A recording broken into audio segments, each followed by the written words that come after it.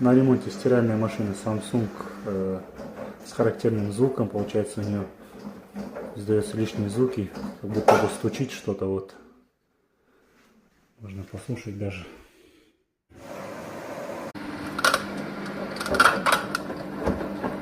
Нажимаешь.